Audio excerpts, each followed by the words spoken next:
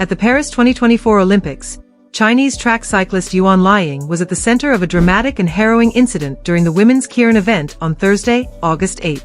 The Keirin, a high-speed and tightly packed race, is known for its intensity, with riders jostling for position as they sprint around the track at breakneck speeds.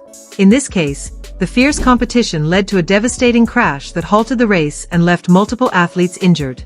The Keirin event begins with the cyclists following a motorized pace bike, known as a derny, for the first 3 laps. Once the derny leaves the track, the remaining laps are an all-out sprint to the finish line, with riders often elbow to elbow, battling for position. As the quarter-final heat reached its climax, Yuan Liying found herself just outside the qualifying positions, desperately vying for the last spot in the semifinals. As the riders crossed the finish line and headed into the first turn, Yuan attempted to squeeze through a gap that simply wasn't there, trying to overtake Dutch cyclist Steffie van der Peet. This risky move triggered a chain reaction that sent both Yuan and van der Peet crashing to the track. Belgian rider Nicky Degrendele, who had been ahead but was caught in the chaos, was also brought down by the crash. The impact was severe, with pieces of helmets and bikes skidding across the Velodrome, creating a scene of immediate concern. Van der Peet suffered abrasions and burns from the rough track surface, her skin suit torn apart in the collision. Degrendele, though shaken, was able to stand and walk off the track under her own power.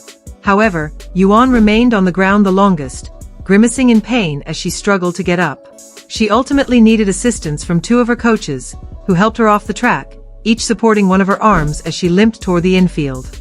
The aftermath of the crash was equally dramatic.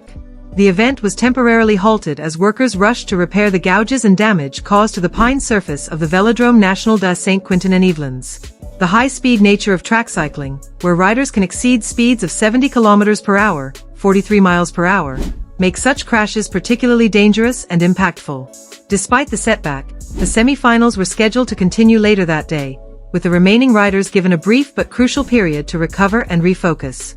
For Yuan Liying, however, the incident marked a painful and premature end to her Olympic aspirations in the Keirin, highlighting the unforgiving nature of the sport.